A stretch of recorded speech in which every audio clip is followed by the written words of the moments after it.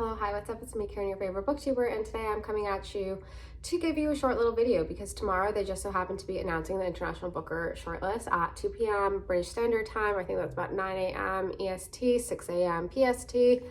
Any other times beyond that, I can't tell you. But anyways, from the 13 books, they're narrowing it down to 6. I have read 11 out of the 13, and I thought that I would use my wisdom and charm and intuition to put together the shortlist. So the first book that I think is going to be shortlisted is White Nights by, I don't remember her name. All of the names will be in the show notes. White Nights is White Nights is interconnected short stories, really dark, incredibly good language. This is a poet turned author, and her language, so good. It is a book of despair and death and darkness and death. Yep, those are the things. Then after that, the next book that I think is going to be shortlisted is Kairos. This is phenomenal from the language perspective. It is so good. It is probably, from a literary perspective, I think it's the strongest out of all of the 11 books that I read. Did I mention I only read 11 out of the 13? And I think that this wonderful writing, an interesting way to look at the relationship between East and West Berlin through the lens of this abusive age gap relationship.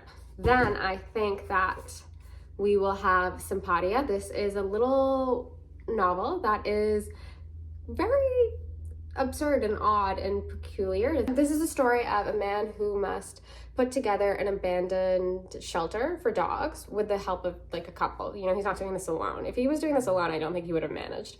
And I think what's interesting about this book is that the author is obsessed with The Godfather. It comes up so much. There is some really bad sex writing and Manic Pixie E-Girl vibes, and it's interesting.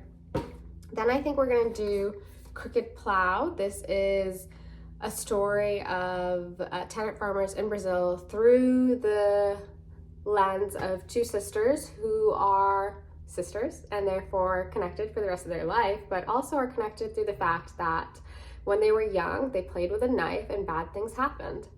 After that, I think we're gonna go to one of the autofiction picks, and I think they're gonna choose Undiscovered, but I don't really feel that confident on this. I think that they could do Lost on Me or The Details.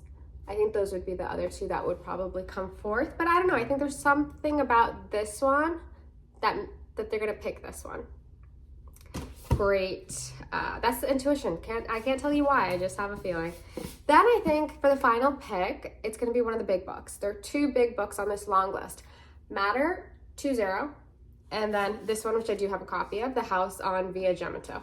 So I think it's gonna be one of those books. One of the two. I can't really tell you which. I think they'll choose this one. I think it's gonna be this one. Yeah. Those are my shortlist predictions. I think out of the books, because I do want to give you my recommendations of what you should read, having read 11 out of the 13 books.